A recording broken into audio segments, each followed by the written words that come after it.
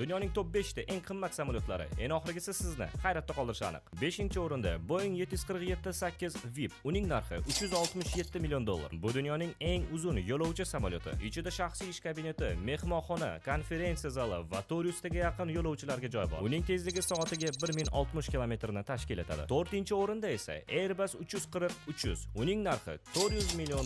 Uning ichida ish kabineti, mini oshxona, VIP xona, yotoqxona, majlis zali va 440 ta yo'lovchiga joy mavjud. Bitta to'liq zapravkada 13,5 ming kilometrgacha tinmasdan ucha oladi va soatiga tezligi 915 km. 3-o'rinda Airbus 380 Custom va ishonavering, bu samolyot emas, bu haqiqiy uchar sayyora. Chunki uning ichiga 800 ta kishi sig'adi. Bu degani butun mahallangizni sig'dirsangiz bo'ladi. 2 qavatli interyer, lift, garaj, spa, masjid, kinozal, mini bog' va hatto sport zal ham bor. Bitta parvozda maksimal 15700 km ucha oladi va tezligi soatiga 1020 km. 2-o'rinda esa Saudiya shahzodasi uchun to'liq qaytadan dizayn qilingan Boeing 747 RF. Ichi oltin va marmar bilan bezaklangan va ichida yotoqxonalar, ishxona, muzokaralar xonasi bor. Bitta qilib aytganda, haqiqiy uchar qasr. Maksimal parvoz masofasi 13450 km va soatiga tezligi 988 km.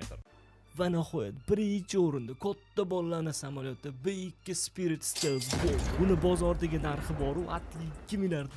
AQSh olimlari B2 ni dizaynni lochindan birga bir ko'chirib, ilhomlanib, taku yasab qo'yishgan. Qushchami stealth texnologiyasi bilan почти любой radarni shunday uchib ketadi. Uning bitta parvozi atigi $150 ming gacha aylanadi va afsuski metan qo'yishning imkoni yo'q. Videomiz yoqqan bo'lsa, like, podpiska va kommentariyaga taku nimadir yozib qo'yinglar. Uni ko'rib xursand bo'laman, addushi.